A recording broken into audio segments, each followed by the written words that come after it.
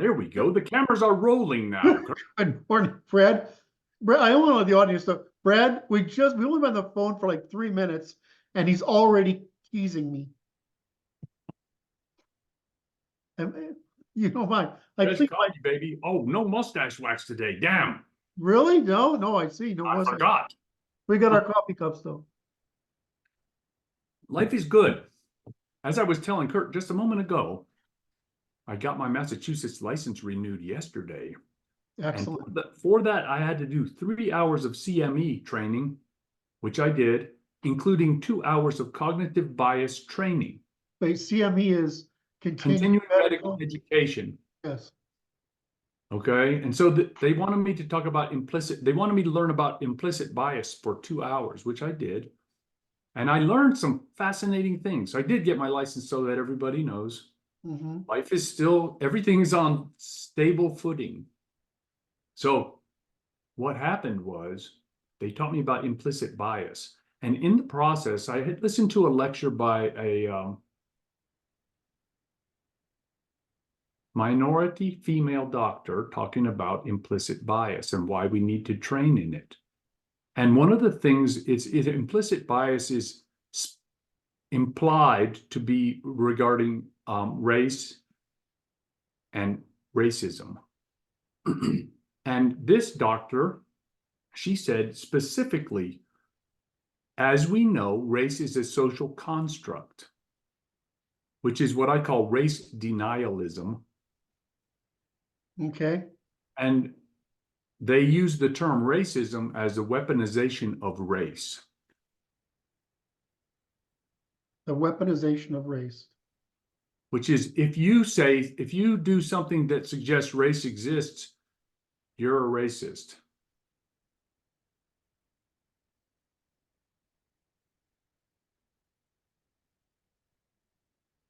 So it's race denialism. It's race denialism, and it's an ideology that is not founded in reality. Well, I mean, I understand treating people respectfully and independent of their That's race. right. That's right. That's different from saying there's no differences.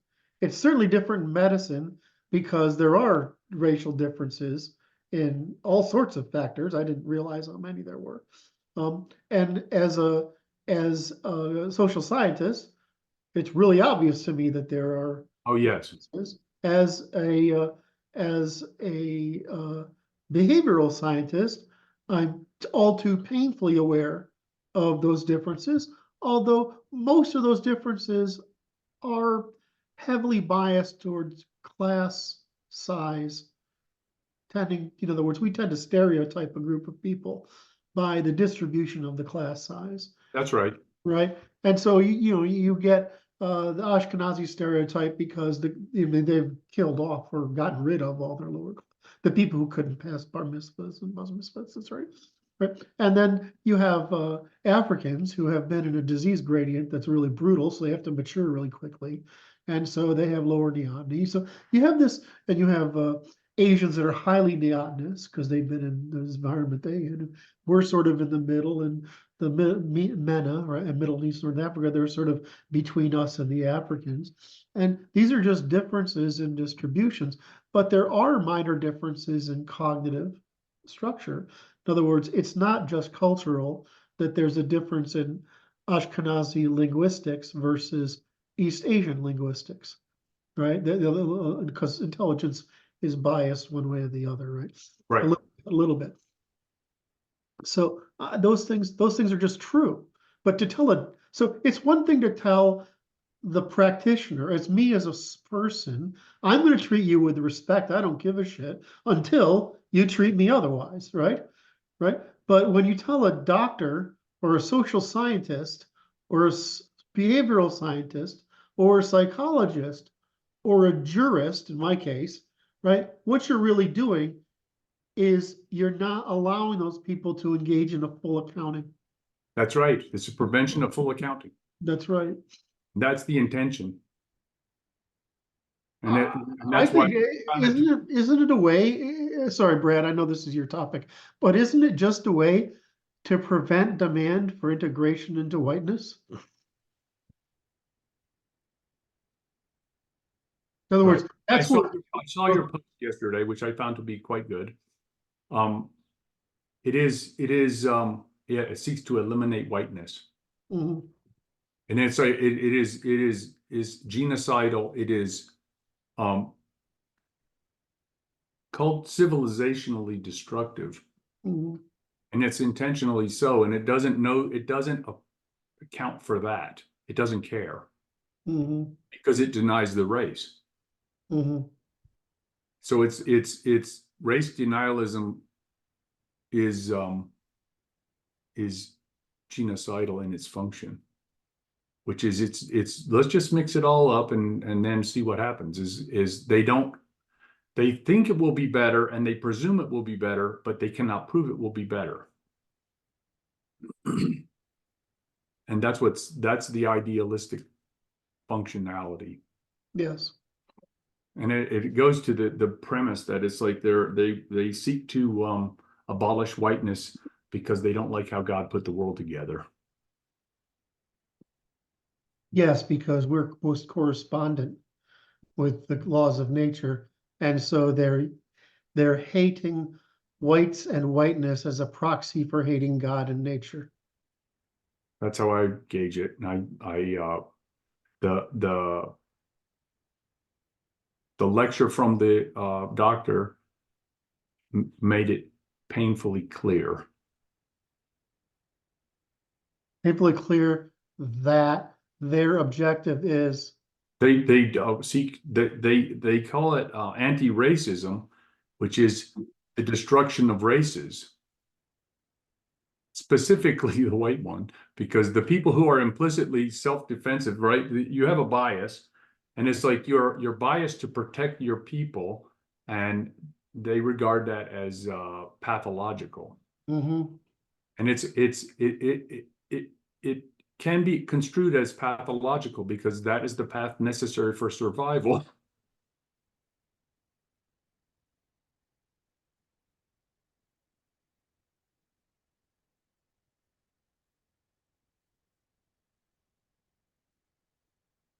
It's just lying though, right? It's lying. If it were just lying, I think it would be a better because it's like it's not just lying. It's they seek to employ the and there's a bias that's recognized in the Twitter feed that I belong to. That is there's the pathological function is they seek to employ the institutions of class oppression in a racially sensitive manner, which is to say, people who don't agree with our ideology are to be punished, and people who agree with our ideology are not punished, as a means of controlling the politics of the nation. Mhm, mhm.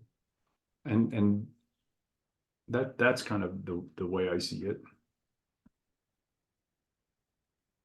That comes from Professor Carol Quigley's work, The Evolution of Civilizations, for the readers or the watchers. Mhm. I'm trying to think. Well, the closest thing we have religion, which is, of course, a social construction of a falsehood. But it's at least most of the time for a good intention, although my view of Christianity spread into the West was with good intention. Certainly Islam spread is not with good intention. Judaism spread is not with good intention. I can't argue with Buddhism or what's the Indian one, Hinduism, very much. Can't really argue with Confucianism very much, and I certainly can't argue with the Greek way, which Stoicism is basically the summary of the Greek way. But these Abrahamic religions are pretty bad. But so is Marxism is another social constructed religion. This time of pseudoscience and sophistry rather than supernaturalism and sophistry. And because those are fictionisms, right? Sophistry, pseudoscience, supernaturalism are the three, and denial are the three fictionalisms. So the problem is that what I thought was interesting was the Russians were honest about it. They said, if you are correct, but is not politically correct. That was an interesting, it's sort of like, I mean, I can relate to it because it's how I see my relationship to God. Okay. Is that if you ask me to testify, I'm like, well, there are these 4 conditions, but there's no evidence of them, right? And all the evidence we have is false, and all the claims of religion we have are false. But if you ask me, do I have faith in God? I would say yes, and then I talk to him every day. That's not a conflict for me. It wouldn't be a conflict for me to say it's politically incorrect. In other words, it's bad manners, right? To say, to treat people as if they're whatever, and not to talk about race, right? Versus to say, yes, while at the same time saying, yes, there are race differences. Right. There are race, class, and sex differences. I mean, top to bottom, there are Yes. race, ethnicity, class, and sex differences. And just like there are age differences, right? I mean, there's a thing. So I'm not necessarily okay with it, but it's not lying to say any more than it is to say in Christianity that I will give every person the benefit of the doubt. In other words, I will exhaust all opportunities for forgiveness until there's no hope. In other words, I won't assume anything. I need empirical evidence that a person is irredeemable before I send this person to sin. That's Christian strategy. That's the solution to the innovator's dilemma. Jesus, mixing dilemmas, the prisoner's dilemma. So Christianity solves the problem with the prisoner's dilemma, which is it doesn't matter what you're doing is you're trying to explain to everybody, I won't cheat on you until you realize the only way we both win is that we don't cheat on each other. That's the prisoner's dilemma. And that's the point of altruism and altruistic punishment. And it's the point of Christian, it's the real purpose of Christianity, which is to overcome the altruistic punishment and immoral punishment, irreciprocity punishment for things that are minor. Yes. In order to bait you, in other words, to invest. How does Luke say it?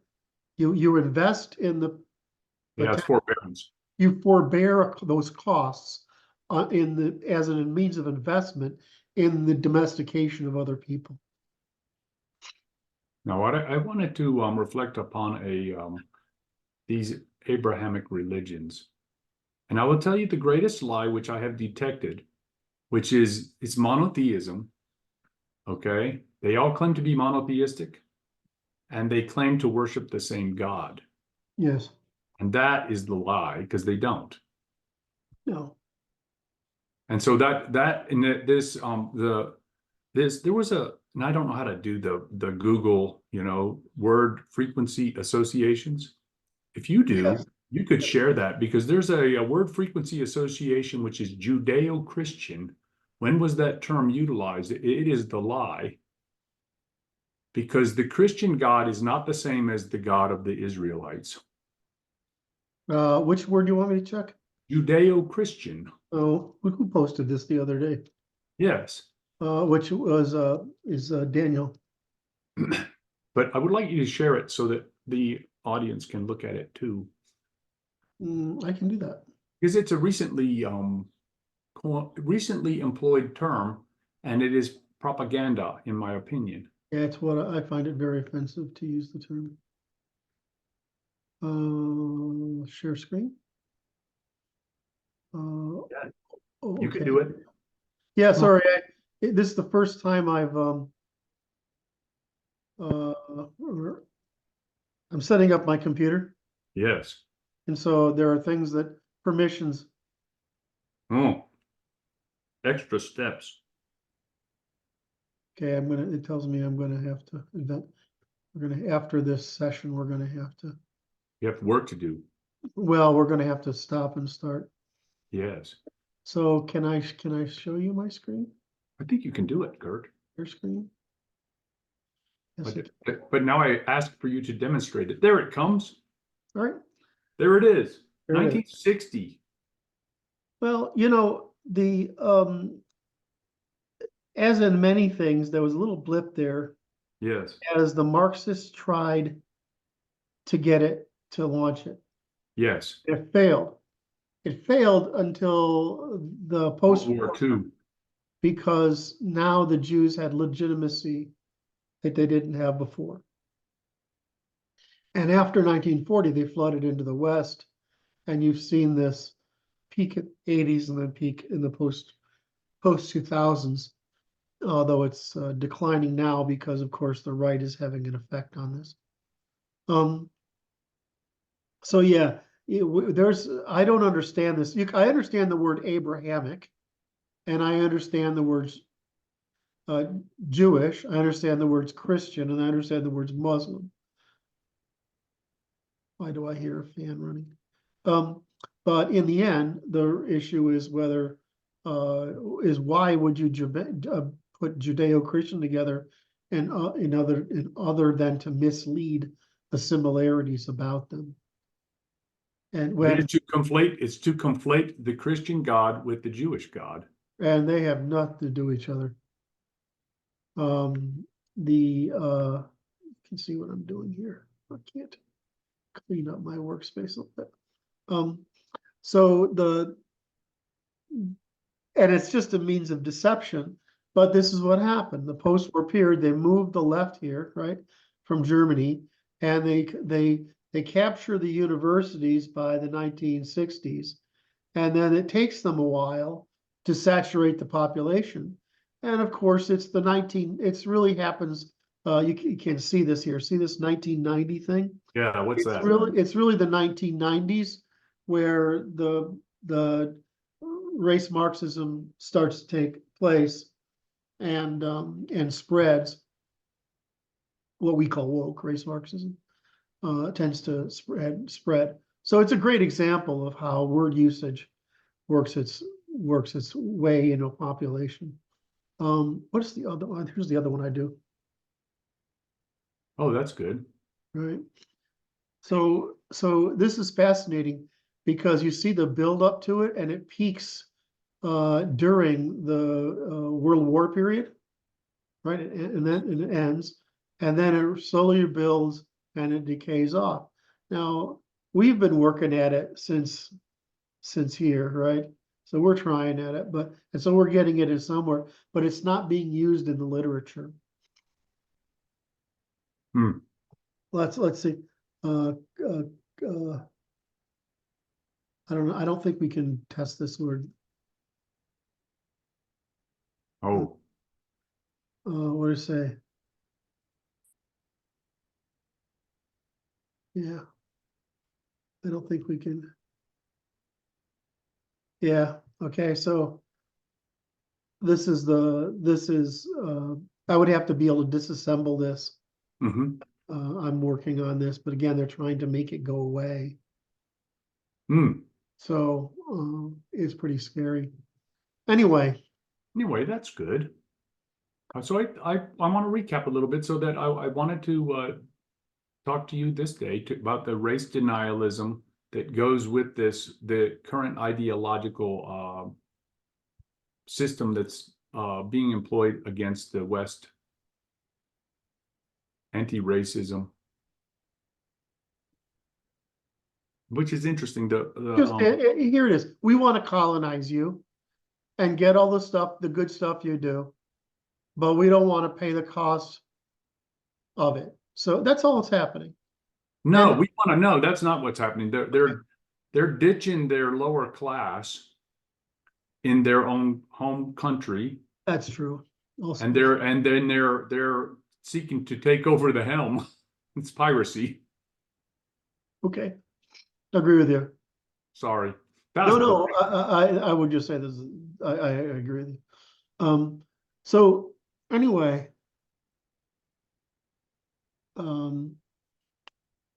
So are we, what else happened? So I'm just trying to figure out if there's any other topics we need to talk about today? Or No, not really. we go to work? We will go to work, but we'll we'll do a hat tip to the Monday's eclipse of the sun in the United States, Okay. which is that's just a hat tip, and it's okay. We don't know what that means, and everybody fasten your seatbelts because it looks like a bumpy ride. I don't know why. Well, what we've seen is a consensus, and it's formed. It's when people say consensus, well, I thought that all along. Well, fuck you. You're not special, right? What you see is this widespread consensus that there are going to be wars. There's going to be a war with Iran. There's going to be a war with Russia, and there's going to be a war with China. And that the hopefulness of the West is evaporating. So you saw yesterday. Hopefulness of the West. Okay. Well, I mean, that's the problem with Christianity. It's the problem with conservatism. It's the problem with Westernism, right? And the post-war West is that we're Christian. We have Christian optimism, right? And it's partly due to our background is from our step roots, which is that we are Aryans, which is Arianism, which is the heroic and militaristic, sky worshipping, expansionary, heroic, militaristic, expansionary, technological. I can't remember the other ones, right? And if you try to look it up, it's still online. It ends up quoting me, and I'm like, yeah, but I can't. That doesn't help me because I can't find the original quote, right? But anyway, you end up being very European. So that's we can transcend the gods that oppose us. We can transcend nature that opposes us. We can transcend the beasts that oppose us, and we can transcend man that opposes us. Right? That's a very European thing, right? It's not Eastern harmony with nature. Right. It's not only the submission stuff. So and then that got expressed in Christianity as this positivism. We can transcend the nature of man with optimism, and it's manifest in our war strategy. Why we get in trouble all the time is the European tradition is that we have to fight our neighbors for territory or to control, because that's the equivalent in agrarian age. The territory you have is the equivalent of your business production, right? So that's the only way to get more is to get more land. And so, but the problem is that you don't want the people to hate you. And you want to be able to settle with the people you're warring with so that you can cooperate later.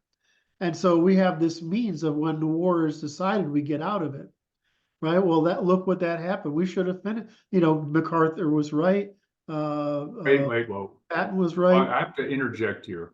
Well, That the sentiment that you expressed, a Western pattern of dealing with neighborhood conflicts is to settle peaceably and then be friends again. Yes. And that's the exact sentiment that was expressed by Mr. Putin in his recent interview with Carlson Tucker. Tucker Carlson. There you go. I can't remember his name. It's like I tried real hard though.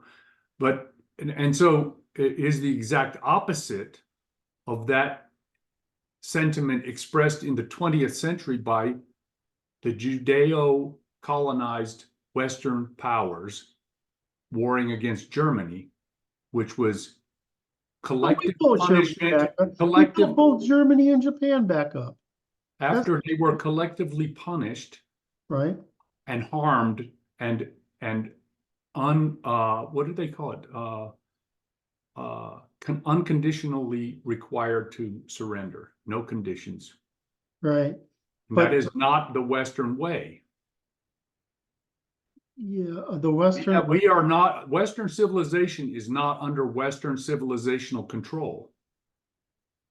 It's not behaving like a Western civilization. Oh, It's all right, I'll like take a Middle Eastern empire. well, the vengeance was actually French in the First World War, just as it was in the Second World War. Now, if you want to say it's feminine, and then the Judeo effort is like the French feminine, I'll agree with that. And it wouldn't have been so bad without the Jewish propaganda kicking in, just as much as the war. They wouldn't have been prosecuted in the Second World War if they hadn't organized a war, a financial and cultural war against Germany after World War One.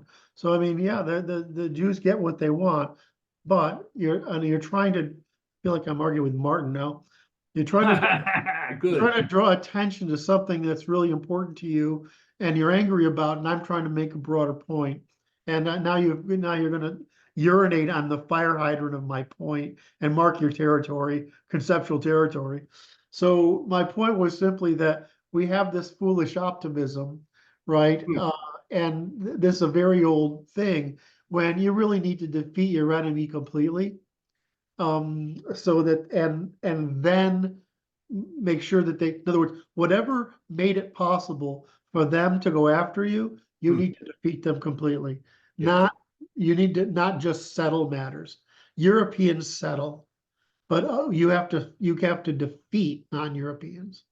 Now, when Putin comes in, you can listen to what Putin ever says, but there's no idea what he really means or says. What he's demonstrating and what we have evidence of is that he keeps threatening expansion all the way back to Germany. And so, I didn't hear it. Okay, I didn't hear that. okay, so I this didn't is hear that threat, which I would not. In the same way you regard his statements as potentially untrue, which I think is a fair statement, I would regard his threats the exact same way. his threats. Yeah, he can't do it. He's not powerful enough to. I don't But think he wants to do that. I think that's nonsense. I if he just think it's nonsense. if he could get away with it, he would. That's a different function. Right. So whether saying he doesn't want to do it is different from saying he can't do it. He probably Saying he won't do it. Yeah, he won't. Doesn't mean he doesn't want to. I don't care what he wants. Yeah, exactly. But so the issue here is that he chose the wrong direction for his people almost immediately. And he could have, hold on, let me finish. He could have been, Russia could be as wealthy as Norway. There's no reason it's not. He set out for power rather than prosperity. All right, wait. No, I won't agree or disagree with your sentiment, but it goes like this. The issue goes to there's an article that came out a couple days ago on the Twitter feed, which I found to be explosively brilliant, which talked about what Martin Armstrong called the plot to seize Russia in 1990. I read this article. And it was stunning to me because it's like this. It occurs to me that the Wall Street boys took Russia in 1917 and they lost control of it with Stalin. And then they gave up on it in 1990, and that empire collapsed. And they attempted to do it again by financial means in 1990. So And that's where that's where Mr. Putin came from, because Boris Yeltsin hired him to protect Mother Russia. And that's where he comes from. Yeah, no, that's not where he comes from. Where does he come from then? He comes from wanting Russia to be the power center in Eurasia. He wants to preserve the Russian Empire. He does not want to transform Russia, as every other group has, into part of the European. No, that's not true. He had asked to join NATO. Correct, and we fucked that up. But that's not what he had his ambitions. Wait. I'm not talking about his ambitions. I'm talking about what made him the leader of Russia. I completely agree with that as the biggest strategic error in our history. No question. There's that right. problem, and then there's separating from England. Now, separating from mingling, we can explain as the lack of the technology for communication, but the failure to treat Russia as we had treated Japan and Germany was a catastrophic failure of there's almost nothing to compare to it. So I agree. It was due to the intentional attempt to subvert their political system to the financial will of the people who run the globalist system in the West. Okay. Okay, so this is something you and I, well, I mean, I have this problem with everybody, is that what most people do is this is what we call essentialism, Oh, is that they take a complex dynamic consisting of multiple competing forces with somewhat overlapping results, with overlapping ends, to bring about a cause in other words, rather than a single cause. I read that article. I can't remember who wrote it about this this conspiracy to do all this take over Russia and the CIA, whatever. And it's like, that's like these people get paid to do that. It's not, they're trying to take credit for what happened was natural consequence of the inability of the Russian economy to continue to compete, and the desire for the four factions within the Russian Empire to break apart into Ukraine, into Belarus, into the Russian core, and into these other territories. Those people all saw an opportunity to get a caliphate for their own selves, right? To get a feudal system for themselves. That's what produced the fall of the empire. They got bad advice from our economists on how to transform Russia. They tried it too quickly and the wrong way, very libertarian, by the way, very fucked up and wrong. And they ended up with the privatization of those state assets, not for extractive benefit, oligarchs, rather than for the public good. I'm not here to argue about the Wait, Russian. I'm trying to get. So what happened was they became economically unviable and they became politically unviable. And so the people saw an opportunity to break it apart, and they met and they did it. They took over their fiefdoms and they broke the place up. So that's the reason for the fall of the Soviet Union, is that, I mean, my professor in grad school was a part of the intelligence apparatus, and he used to say, look, when we start taking apart captured Russian planes and they're using I-beams, what's the railroad Okay. tracks?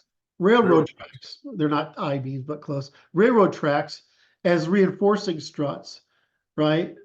That means that the system of production is falling down, right? And we've all heard the truth of it is they pretend to pay us and we pretend to work, right? Yes. And the corruption that we just saw in the military hardware architecture. Well, that was true throughout the entire economy. Oh yeah. So this thing has been falling apart. One of my best Russian friends, he said, the thing you can't imagine is if you're a craftsman in 1890, right? And you are good at your craft, because the state took over the market, all those skills gradually died off by the That's late right. 50s. That's right. So you had this complete collapse. What they did right was they basically militarized employment, which was killed those people, right? This craftsman. But they directed to scientific research, in which case the Russians were pretty much ahead of us in the sciences in many aspects before their economy collapsed. So when we look at this, I don't want to get us one dimensional. Well, it was because the conservatives always do this. It is this essentialism thing, or this please get on my side of the faction list, or please adopt my strategy to solutions. And I'm not bitching about you. I'm bitching about conservatives. Right? Everybody does this essentialism stuff because that's what they understand, and that's how they feel they can control it, and that's what they can argue. And since men are systematizers, they want to defeat others in systematic argument. And the only way to do that is something that's small enough for them to handle. And when it's small enough for them to handle, they double down on this stupid fucking thing. Just like the left doubles down on the opposite, which is the whole whatever gestalt they can manage to process through their bullshit, they double down on it over and over again. So when I look at this, I'm like, well, look, the Soviets fell apart. There's a war coming. Because we didn't finish I'm trying to make a point here. The transition of them from a totalitarianism to nationalism, to nation states, because it's an empire. So what's happening is we've been waiting all this time, because I remember the discussions, because I was there. I remember the discussions. We were saying, well, we're just going to wait for their system to collapse, and then they'll join us, because they won't be able to do anything else. And then when it did collapse, they said, we'll just wait until they reform, and then they'll join us. So that's what's been going on. But when you have people whose primary means of government isn't stupidity like ours, optimism like I ours, regard that as an excuse. it's you, when you talk to them, they practice what we talk about in the feminine as an art form of war. They practice they took Judaism into communism, into Russian propaganda, into today, their whole society is run by social construction. And that social construction isn't like ours, where there's competing factions. That social construction is issued as if it's from the sacred temple. So, it was very hard for us to make that work. We just felt we couldn't trust them. And it was, if we had immediately seized the opportunity, like you said, yes, you're right, you're coming into NATO, this is the process we need for you to do that, this would have been avoided, because that was their point of vulnerability. When we had their interests, we could help their economy, we could throw resources at them and then we would have this basic free gas station for the whole of Western civilization, and those vast resources and minerals and all the crap they have, right? And no, we fucked it up, because they're just It was neocon idiots. Neocon idiots, and the financial sector, who was the problem feeding the neocon idiots. the hand in the glove. And it's like this, they attempted to do a financial takeover to monopolize those resources for their own benefit. And that was the goal. And they asked Martin Armstrong if he would give them $10 billion to help. And he said, I'm not touching that with a 10-foot pole. Well, again, it's the same problem I have with Martin. Look, there are people like me in the history of the United States who thought about doing the right thing. There are still people who I'm not going to argue that about doing the right thing. There are people who take advantage of the fact that we're trying to do the right thing. We agree. Just like there's people in the world who take advantage of the fact that we're trying to do the right thing at a macro scale. Right, they do. Just like we created the system of government for people who must be culturally Christian to do the right thing. And we've been undermined because there are holes in that system, holes we have as an organization sought desperately to plug, and we can. We know how to fix it. But that's it. This is a good time to plug the Natural Law Institute /participate. Got a lot of ass kicking going on in the staff meetings lately. What does that mean? Well, it's like, I think this. You're certainly one of the people in the organization who wants us to move. Yes, right? sir. We want to move. And I'm certainly the person that's causing the slowest movement. Because I'm the blocking agent. The inhibitor. And I'm not doing it on purpose. I just can't work any harder, any faster. So in that sense, we need to be able to move and move quickly. I'm trying to think about how I alter myself and the organization to be able to move more quickly, because something's going to happen. Because we're in agreement. Something's going to happen here. I don't know if the conservatives win or the right wins, or what the fuck you want to call MAGA win, whatever it is. If the Trump faction wins, there's going to be a revolt, and if the opposite faction wins, it's going to say it's another stolen election. The legit democracy no longer exists. The government is no longer legitimate, and we're going to overthrow it. So it's going to be one of those two things, right? And so you're going to have we're going to have the state, some combination of state and factions at war here, and it is going to happen. I don't know how long it takes till things are on fire, but I suspect once the momentum starts, it's in everybody's interest to keep the momentum going. What are you doing? Making me up? Focus is out. My focus is out. So we're in agreement. The interesting function is that, like I said, it's a frightening storm brewing. It's frightening. You know, we're going to live through it, and we'll see what happens next. Why can't I see us next to each other? Why can't I view us side by side? I don't know. There we go. Now I got it. Oh, I am out of focus. That would be my signal. That's my signal when I do that. I think of some. Kurt, that was a good little discussion. I would circle back and say that the well-intentioned people being misled is the problem. Yes, and that's all. That's the problem of a high trust society. That's what the West has been suffering from for 100 years. Because I would say more like 150 years, but okay. Jefferson was right. You have to have Christian people.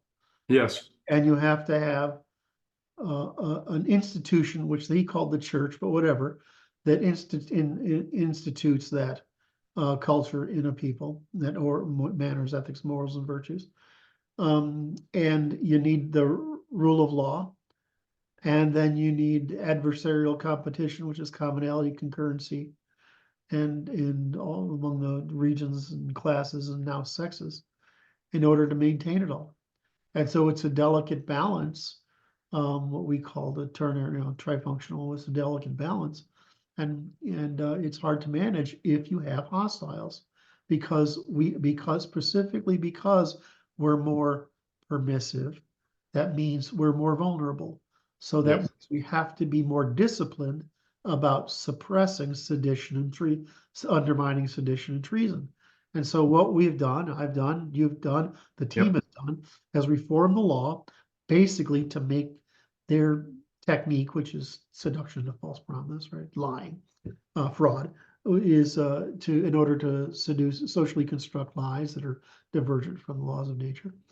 We've made the law concrete enough, well, to decide everything, frankly. We've made the science to decide everything, but we've made the law concrete enough, and we've updated the Constitution to make those false promises to the public, in public, and of matters public, prosecutable. We've even criminalized proposing legislation or advocating legislation that would deprive people of their natural rights under the natural law, and interfere with the institutions that produce the concurrency and commonality across those rights, obligations, agreements, and disputes. I keep getting accused by people of somebody accused me of being impenetrable again the other day, and I'm like, how can you be in the freaking AI business and not understand what I just said? I don't understand, I don't know.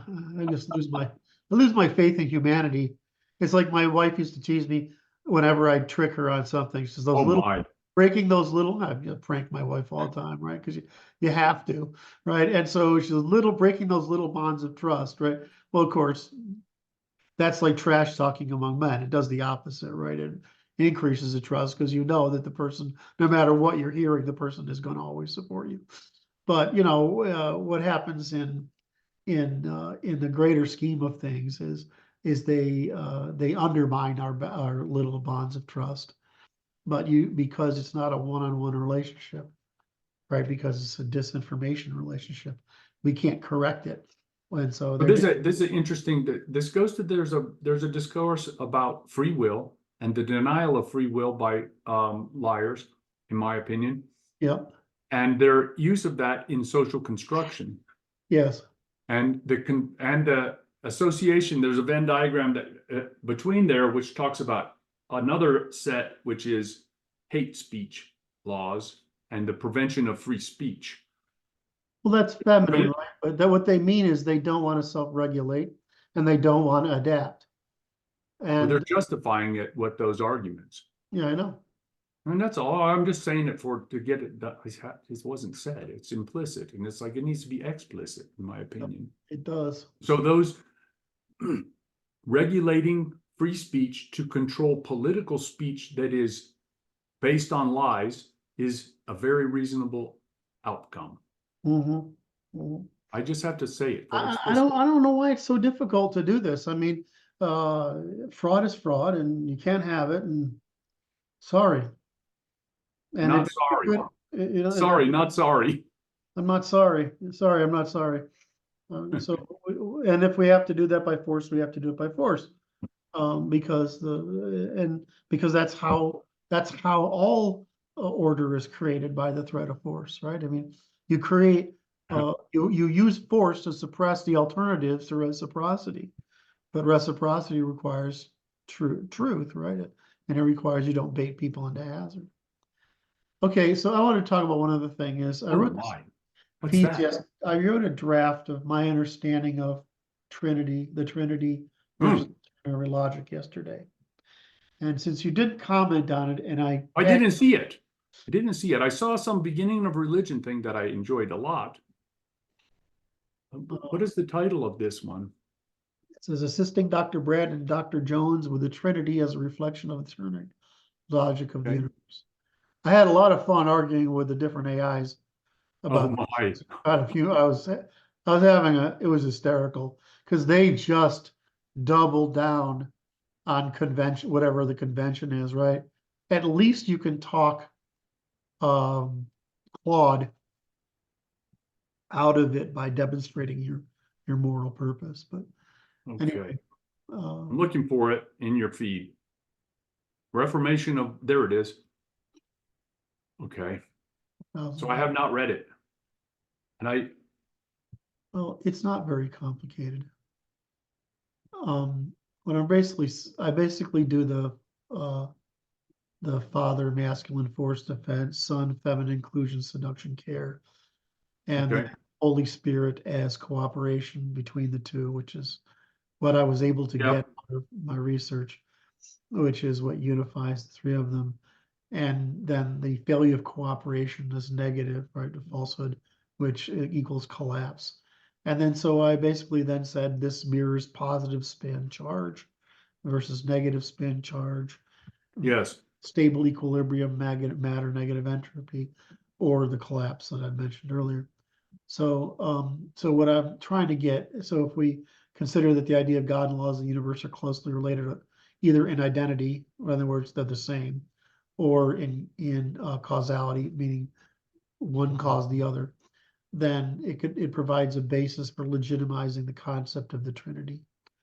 So we're suggesting that the Trinity may be seen as a reflection or manifestation of the fundamental laws that govern the universe.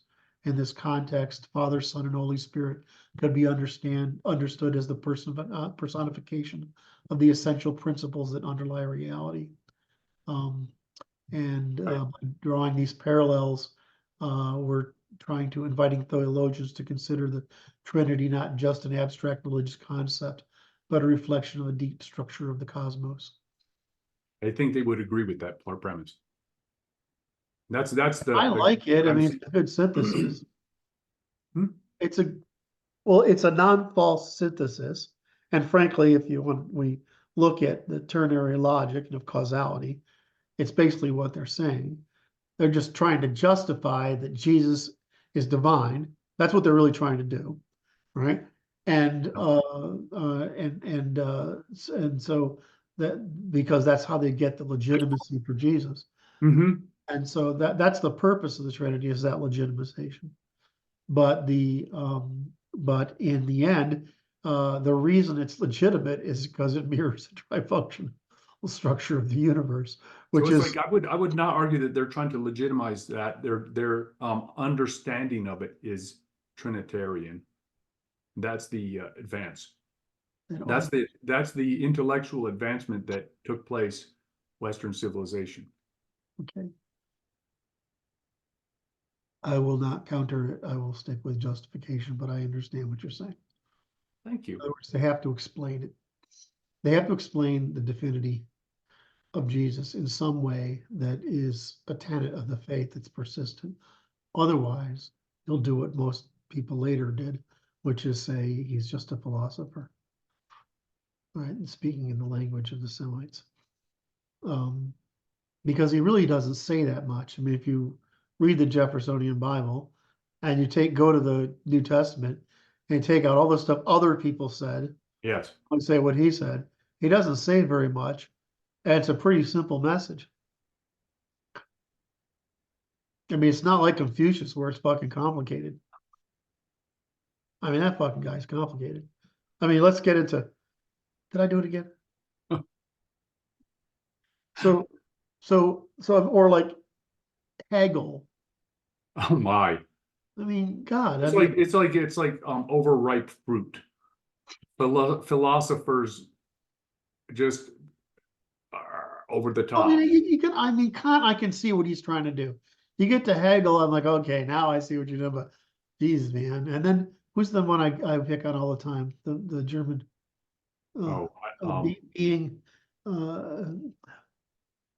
philosopher. I can't believe this is German being in time. Heidegger. I I don't know why it was not coming through the fog. But anyway, so you get to Heidegger. At that point, it's just ridiculous. He's ridiculous. He's basically trying to invert noun and verb, right? Which is, it's consistent with the German tradition of phenomenalism, right? They're right. trying to maintain they're trying to prevent what happens with the English model, which is the separation of experience and fact, right, and reality. And in other words, the empirical and scientific revolution in England, they're trying to maintain basically the full experience that's in the faith without the appeal to the faith. And it makes perfect sense what they're doing. It's very German. It's like, this is German engineering in philosophy. It's just funny. I don't know why. I find Germans cute for some reason. Anyway, so you get that. So everybody's always trying to do their magic in order to achieve some metaphysical judgment they have about the needs of mankind in the world. So anyway, I think that's a good time to wrap this one up. I want to make sure that I'll tell you though I did touch on that trifunctional issue, right? The Trinity as the Trinity issue. I thought that was really good. There's something else. I remember there's something else I want to talk to you about. The reformation of our religion. I like that one. What does science mean after all? I did that one. Just testimony. I feel like I'm missing something here. Like I'm missing, maybe not. Oh, what is whiteness? Did you read that one? Yes, that was a good one too. That was good. I can't remember what it was. It was I thought I had more to do with religion. I apologize. All right. Well, I want to thank you for that fine conversation, and I appreciate the opportunity to have that wide-reaching discourse in the context of this time crunch we're on with work and getting work done and accomplishing and achieving, which is where we're being pressed. Mm-hmm. And it's okay. We got work to do though. Yeah, so we do. Let's get to work. All right, brother. Do your thing. The nice people, after the nice people take this wonderful opportunity to hit like and subscribe, and then the notification bell. And then, of course, leave some comments about this devilishly complex situation we find ourselves embroiled in. And then don't forget to go to the Natural Law Institute website and go to naturallawinstitute.com/participate and get to work, because we have much work. We need many hands to make it lighter. All right. All right, love you, man. I'll see you in a few minutes for our working session. Fresh coffee too.